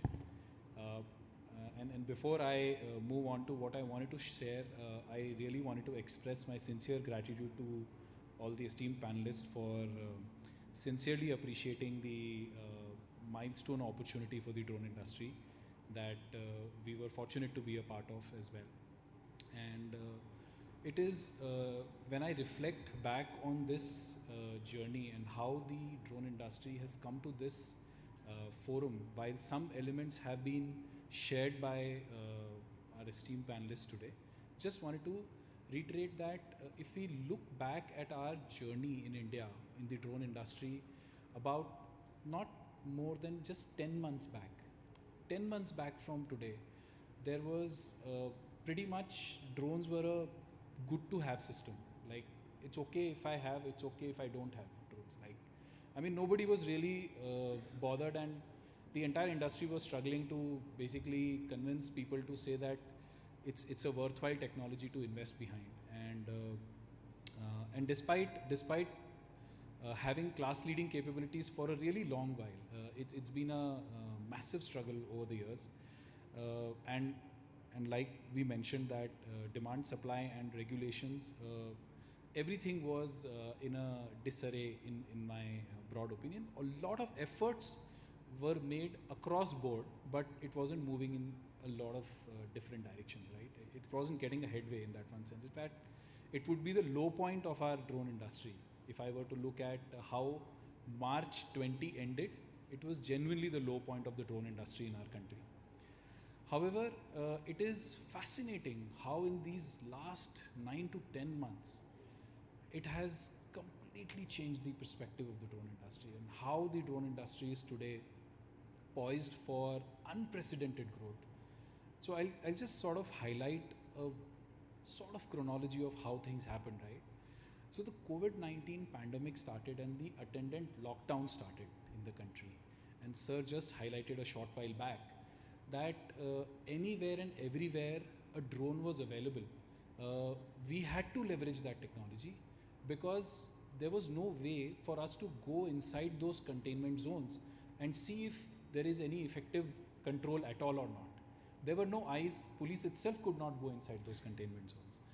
So that was the first time we also perhaps realized that there is a perspective that a drone technology brings in that is just not viable with any other technology, be it CCTV or any other fixed deployment technology. It's not possible to get that kind of perspective with anything else. Secondly, we also realized in our heart of hearts that we were woefully inadequately prepared for such a situation. We had no deployment at the last mile. Global movement, national movement, everything was blocked, which means that there was actually no alternative but to use, even if ineffective, whatever was available at hand. And therefore, it sort of has probably sunk in to some extent in terms of what we are seeing in terms of movement on ground, that yes, we should have been better prepared, and that has seen a spurt of exploration by all of the police forces in the country to look at the drone technology in a meaningful manner going forward. The other thing which happened, which is supremely in favor of our industry, is the announcement of the Swamitwa scheme, which under which has already been expressed. We want to map the entire 660,000 villages of the country, provide property cards to our forces, and entirely this has to be done using drones that can deliver very high accuracy as well as very high fidelity of imagery to be able to provide property cards for economic empowerment of our rural population. Now, this scale of a project is unprecedented anywhere in the world. So it's a massive motion movement and a huge acknowledgement of the fact that this technology has transformative potential. Now, that was not enough because the regulations, like Amber sir was mentioning, were not ready for that kind of deployment. So then came in the whole series of exemptions which were provided, not just from the point of view of deploying drones for law enforcement use cases for the pandemic, but deploying drones for the Swamitwa use case, for mapping these villages, for helping in the entire locust swarm, and unprecedented pace at which these exemptions were given is really, really heartening to see. And that pace has continued despite the fact that there may not be an imminent danger or threat, but I'm really happy to note that pace of that execution has actually maintained, and we are seeing that exemptions are coming fast and thick to increase the demand of UAV industry. Then we had this unfortunate incident at the Galwan on our borders, and that incident galvanized the entire country to realize that we need to look at local sources of this technology, and we need to look at this technology at our borders as well. We need to make sure that we have eyes, and it was because we had no eyes on our border that we were in a very difficult scenario when this happened, or we even got into that scenario. So with that, there is a huge, genuine, unprecedented galvanization of the entire ecosystem to buy. Sir also reflected it a short while back that everybody wants to buy Indian technology, and there is sincere, dedicated effort in that direction, which is again something which was operationalized so effectively by what Army Design Bureau spearheaded in terms of procuring or getting the Army the ability to have eyes on our border using these systems. And the other programs that Sir has highlighted, Army Design Bureau remains to be a nodal office for anybody who wants to understand how they can support the Indian Army with technology in India. Apart from Galwan, there is another global movement which I want to acknowledge and highlight, is that everybody, as a fallout of the COVID-19, is looking at alternative sources of supply. Not just India, but everywhere in the world, everyone is looking at alternative sources of supply. And it's a huge opportunity for us. And last but not least, Amber sir had mentioned about the Nagorno-Karabakh incident, the war that happened between Armenia and Azerbaijan, which is the first war after 1971, where a country had to put down arms in front of another. And it was entirely won on the strength of the drone technology. So in this short span of 9 months, an industry that was a good to have, largely I don't want to have, to an industry where we are listing more than 10 projects by the Indian Army, and across board exploitation of this technology for bringing in transformational change to conventional industries, conventional ways of looking at things, and conventional ways of working. So while this has happened and there is genuine traction on ground, it is unprecedented, and we have seen in Rajat sir's presentation that the opportunity truly is massive in our country alone. At the same time, why are we as a country uniquely placed to actually be able to become the drone hub of the world? It is something that we should reflect on in terms of just understanding the geography of our country. We are a country with probably the widest variety of terrain fluctuations. We have marshy areas on one hand, we have the mountainous regions on the other hand, we have desert, we have extreme cold environments, we have extreme hot environments, we have marine environment. So you name any type of topography that we can think of, drones have to be able to meet the requirements of that entire spectrum of utilization across the country, which makes drones built in India, qualified for Indian conditions, genuinely capable of being operated anywhere in the world. I can definitely bet on that, simply because we have had to prove our technology day in and day out in these conditions, in these environments. very proud to say that even today, as we speak, every 15 minutes, one IdeaForge drone takes off in the country somewhere or the other, which means that we are able to operationalize this technology to that extent as well. Having said that, it is also very important to understand that Indian evaluation procedures at the defense forces is another benchmark in itself. The way we validate the systems that we induct in our armed forces is something that people look up to, because we have genuinely extreme environments, situations, and when it is going to get deployed for the defense forces, the cacophony of equipment that is going to be working together is just mind-numbing. And therefore, to prepare for that, you have to qualify to the utmost standards possible. Sometimes they seem unreasonable to entrepreneurs like us, but we understand that it is required to qualify at those extreme levels, and products that get certified in India, that qualify in India for these requirements, I believe that there is a huge global market, especially in this current environment, in these current conditions, where focus has shifted from just buying the least expensive solution, whether it works or not, was not the bigger criteria before the pandemic began. Today, everybody has hunger for buying a system that actually delivers the outcome that it is really desired for. And therefore, people are willing to pay the right price for that technology as well. So I feel that if I were to share from an industry point of view where the industry stands today, I feel these are unprecedented times. This is genuinely a time where we are probably just stepping onto that exponential growth curve. And if all of us work together, address the concerns, for example, being able to provide technology at the right price, being able to create technology which is reliable, I do not see any reason why the Indian industry cannot lead the world in the new future on the drone technology. Thank you so much.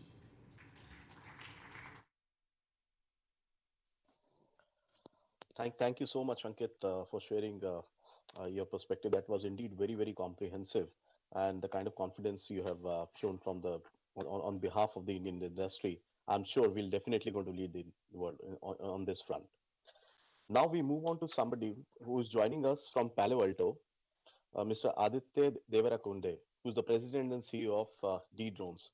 AD, as he is called, is the chief executive officer of D-Drones, and he brings almost 2 decades of experience of being a global executive and leadership experience on frontier technology and cybersecurity companies.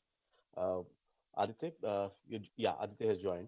So I request Aditya to kindly share his perspective. Aditya, over to you. Well, thank you, Sumit.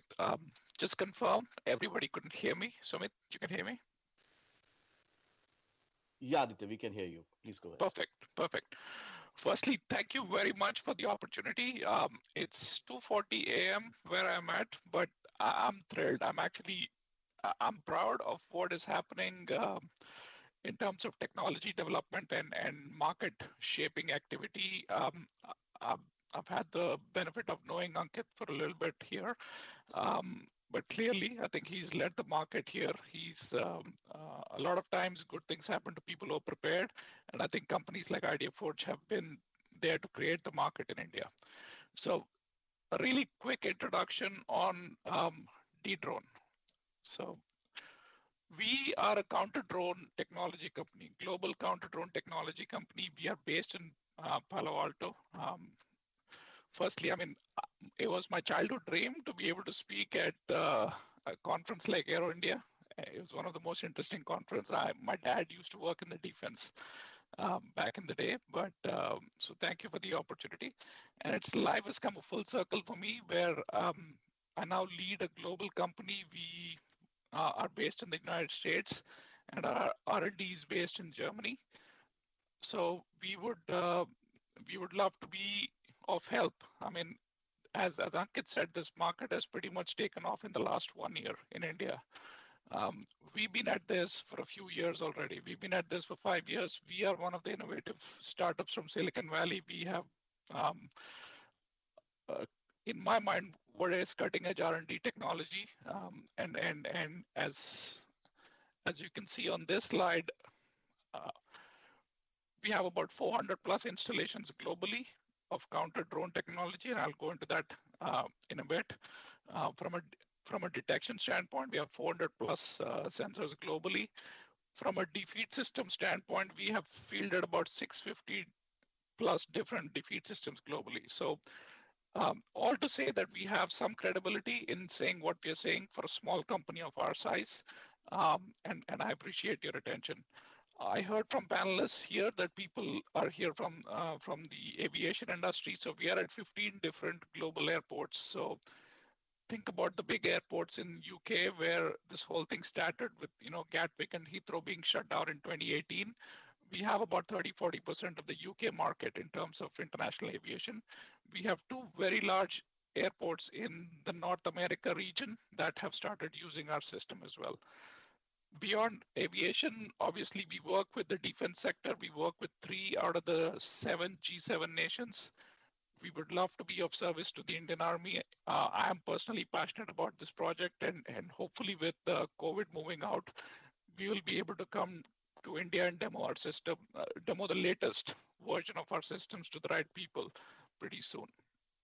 So our key markets basically tend to be military, border security, airports, and actually a lot of critical infrastructure facilities. So we're working with oil and gas facilities around the world to protect them. As someone said, everybody understands you just fly a drone into an oil and gas facility and fly it at a good enough speed and it becomes an inflammable object.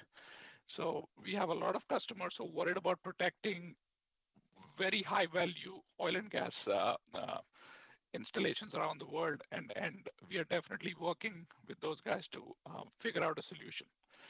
So less about us, more about the problem. I think everybody understands this, right? We've talked enough about this, that this is a real problem. And as drones become more,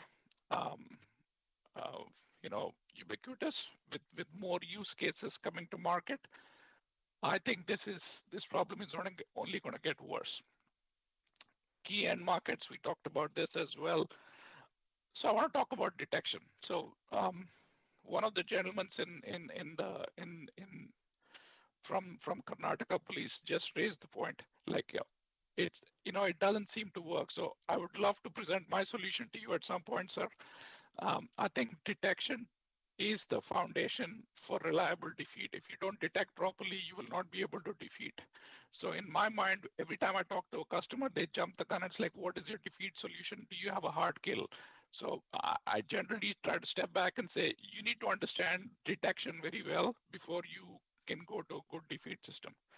On the detection side, we have our base RF technology, but we have a multi-layered solution, to be completely honest.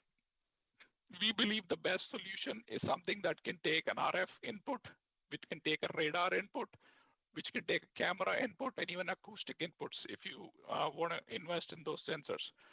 So it totally depends on the use case. Are you securing an Air Force base? Are you securing a border? Are you securing an airport? Are you securing a nuclear power plant? Depending on the budget, we can go up and down on the stack, but it depends on the criticality of what you want to secure. So I think counter UAS is not a product game eventually. I think it's a solutions game. There are products that fit different markets in a way, but I think it eventually comes down to specific requirements and solutions meeting those requirements. So again, coming back to this detection, we believe multimodal, multi-sensor, multi-layers detection is the basis for good defeat. Now, next move on to defeat technology. Again, this is also, we look at defeat from a low collateral to high lethality spectrum.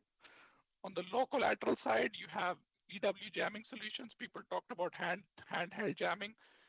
We have one of the most widely used, globally widely used handheld technology. I'm happy to share information in person or in one-on-one later in meetings with key people, but we have technology that has been procured by large military vendors. 600 plus systems have been already sold and used in military and sensitive war zones. The most interesting thing for me, I think the market, while there is a market for handheld technologies, eventually this is going to become autonomous. This has to be done by a system. We have already built a band tilt jammer, which is controlled by software, which can jam at 5+ kilometers.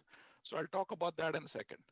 But there are other things that you should look at as an end user, depending on what you're trying to protect. I mean, lasers, high power microwave is another directed energy solution, which tend to be more expensive, and they're more tactical warfare solutions. And obviously you have the air missile defense systems. I think at the end of the day, you need one system that can look at all the inputs, decide which one to pick, and pick the right output. I think that is where this is going, especially if countries like the US and India, friendly countries, are competing with people across the border in China, etc. I think they have moved way forward in artificial intelligence, and I think that's one thing I want everybody to understand. People talked about drone swarms. I am 100% sure with the capabilities we have in IIT and in Beijing, there will be a drone swarm of 500 to 1,000 people in the next 2-3 years. No problem. I think it's highly possible, and it's on its way.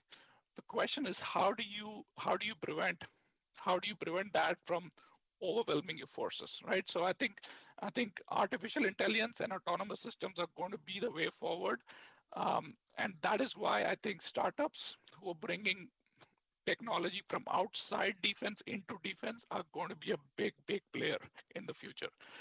And it has to be a collaboration between small companies with good technology, with large companies with the infrastructure to deliver defense.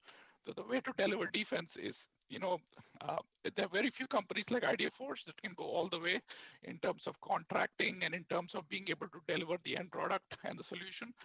I think we'll still have to work with large established players in conjunction with smaller companies like mine to deliver the technology.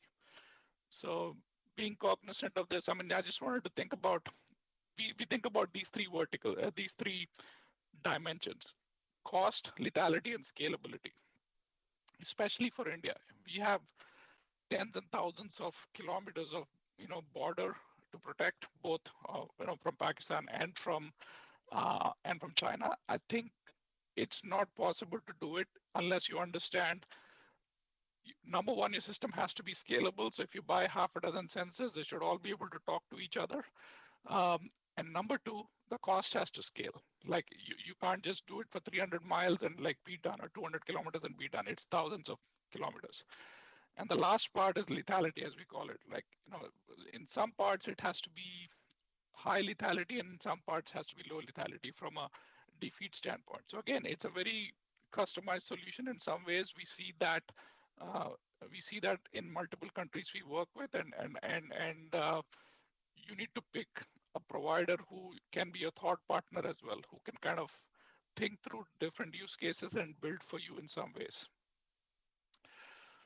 Right. So this is just a quick visual of our system. We basically provide a cloud-based solution if you need it, but depending on the terrain, it may not be available. But we want to provide an AI platform which can take any input and do anything on the other side from a countermeasure standpoint. We build our own RF systems because that's, I think, a fundamental, it's a very easy entry point in terms of getting counter-drone protection. But a lot of people have already built their radars. They've already purchased their radars. They've already purchased their video analytic cameras. So we just integrate into those. And most importantly, take all those inputs and apply machine learning algorithms to kind of produce a better outcome for the system and for the man in the loop to make a better decision as to what needs to happen. So this is a quick snapshot of our UI. So we invested, if you look at the graphic there, we've invested a significant amount of time to understand how video analytics can be leveraged. If you see a drone 2 kilometers out, if there's a way you can look at the payload, you can understand if it's a problem or if it's just a nuisance. So we have built this kind of technology into a product for a very cheap $3,000-4,000 camera. Likewise, we have invested significant amount of money in building data analytic platforms. A lot of times you can see heat maps. Where are people taking off from? And I think this is very useful for airports. We've seen a lot of our airports customers use this because there are certain spots around the airport where it's easier to just take off and look at, drone sightings. And if you can tell police and law enforcement that these are areas where most likely people are taking off from, or if you have a pilot localization, which we can provide, it's much easier for people to enforce that, hey, you can't do this, or make arrests, and depending on the legislation and what's allowed in that particular jurisdiction. So again, going back to our capability from a software perspective, we provide these data points that people can design their security ops, con ops around based on data. I talked about multi-layered solution. We have a solution where we can put radar, camera, and our own RF technology together, fuse the inputs, and come up with a better detection system. I would love, once COVID is done, I promise my team will be in India to kind of demo this to anybody who's interested to see this. Last but not the least, I think defeat systems. So this to me is our crown jewel. It's the latest thing that we have built, which is a patented jammer. So a lot of people have talked about, a handheld gun. We have had it, like I said, we have had it for 3-4 years now. And we've gone through 3 iterations of the technology, and this is an ITAR restricted product, but it's currently just been approved to market in India. So we will be able to bring this to India pretty soon. But the more interesting thing for me in the future is you can't have one person standing there with the button pressed for 3 hours. I think it's just not. The handheld gun will one day be replaced by an autonomous system. And it has to be a patented jammer. And this is why I go back to technology being the enabler in the drone industry. This can get us much longer distances. We can provide power in a very different way to this particular system. And most importantly, if you connect this with our detect system, which we have, the precision and the pace at which it can actually do the detection and defeat is pretty amazing. So we believe in this being an autonomous area in terms of future of this technology. We think, especially with China, especially with some of the technology that Russia is pushing, this is going to be the future of warfare, as you've seen. And the future of warfare is moving very quickly. It is something we believe is going to be fused with a lot of machine learning and artificial intelligence, and it will require a very strong collaboration between leading technology companies, startups, and large defense contractors to enable governments. So with that, I would love to leave my email here. Please reach out to me and my international sales director, Johanna, whose email is listed here. And we would love to continue the conversation. Thank you, Aditya. Thanks for sharing some of the solutions which could be considered by some of the user organization. And we hope to continue the conversation, as you mentioned. Now moving forward, we have the next speaker of the day, Mr. Sunny Sharma, who is the CEO of IIO Technologies. He has extensive experience in the field of telecommunication, networking, and cybersecurity.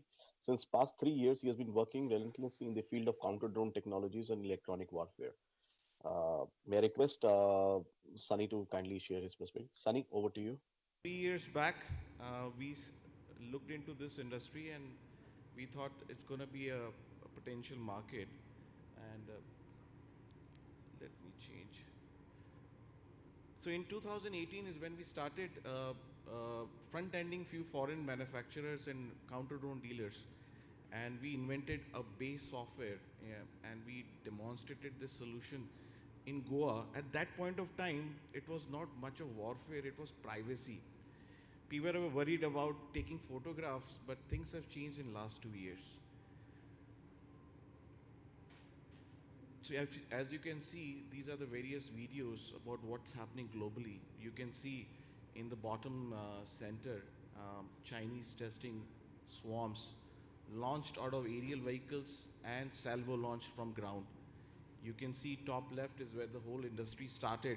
The first attack on Venezuelan President Maduro, and things went on, and now you can see in the center how the drone changed the whole tactical warfare.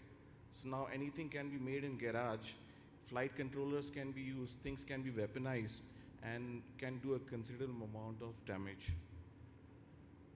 Now I'll go a little bit, as my previous panelist said, detection is the most important thing, and I'll take some time and go a little bit deeper. There are two types of detection, active and passive. So when I say active, I transmit, thus also reveal my position as a counter-drone system and become a target. Passive, I listen to the communication going on between the drone and the pilot and detect that. So the two primary things is transmit and receive. So when we transmit, the majority, so when I'm talking about this slide, I'm talking anything more than 500 meters, so acoustic is out of question. So radar is one of the most primary active detection system.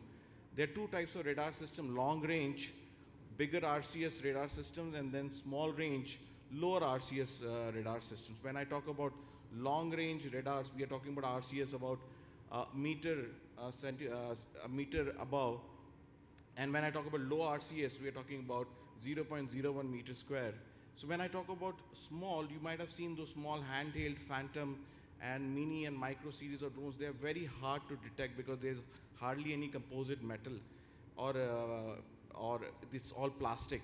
So they are very hard to target. But when it comes to the things which are used in Azerbaijan or those garage-made missiles, they have plenty of metal. So they can be easily detected using larger RCS air defense radars.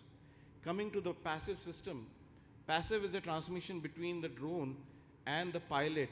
In case if the rogue drone is being remotely piloted, we can detect that the RF communication between the pilot and the drone or the telemetry link and further detect into three varieties.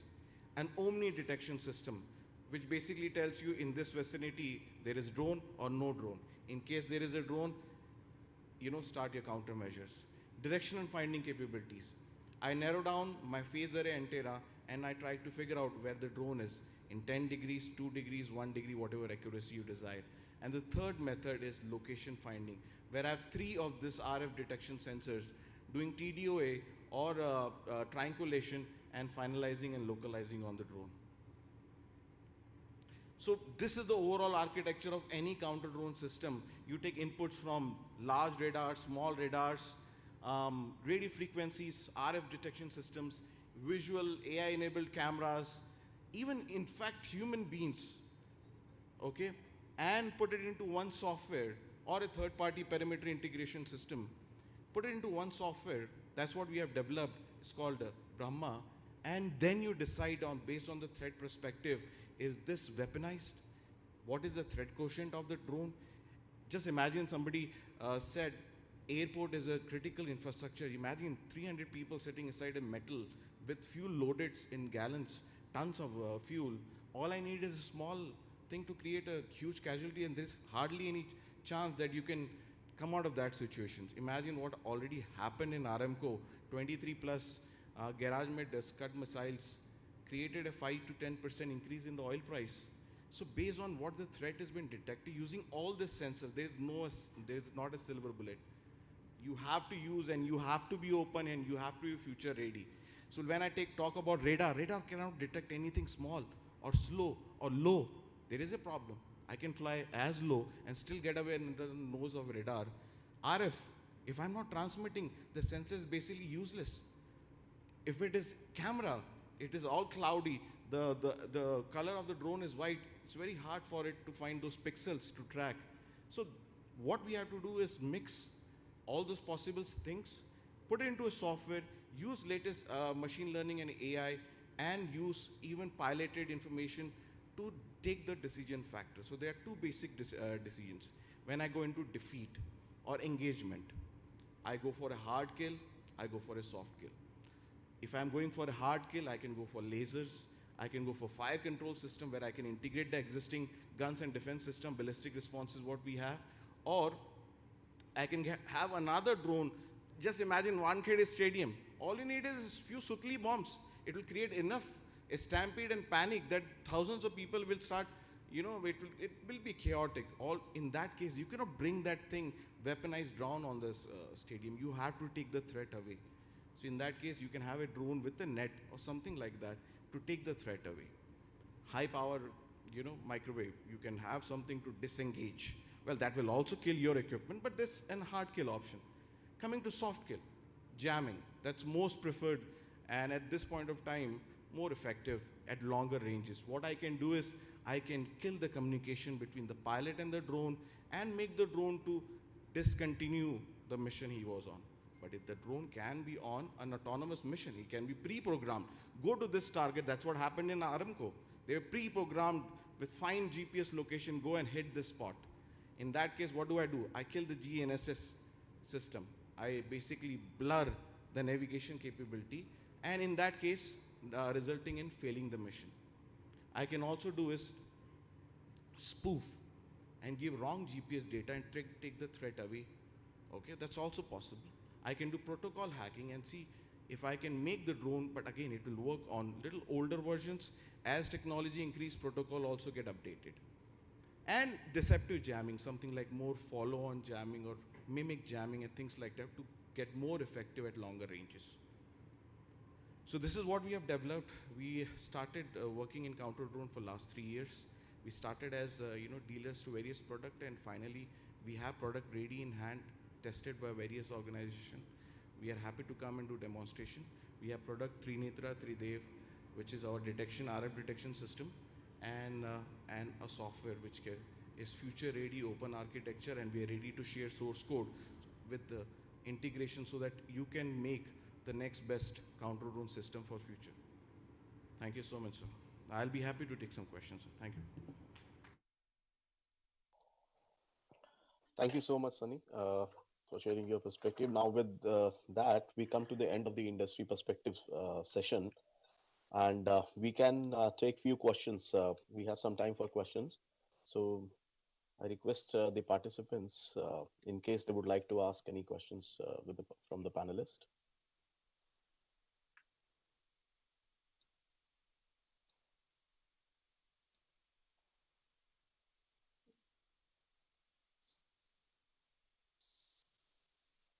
So we could circulate the mics in case there are questions.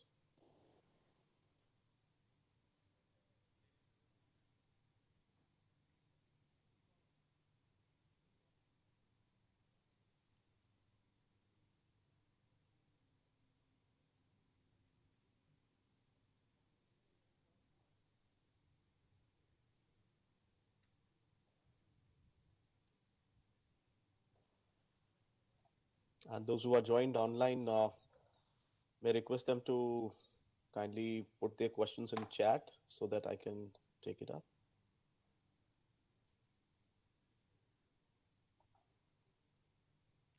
Sumit, we can. Yeah, Ankit, please. Questions here. So should we move? Ankit, you're not audible. Can you be a bit louder, please? I don't think we have questions here right now. Okay. Do you want to Sure. continue? Sure. So in that case, we could conclude the session. And Ankit, may I request you to? I think there is one question directed to Mr. Amber Dubey. Can I take that question? Just a minute, I'll check. हाँ sir, 1 minute में देखता हूँ.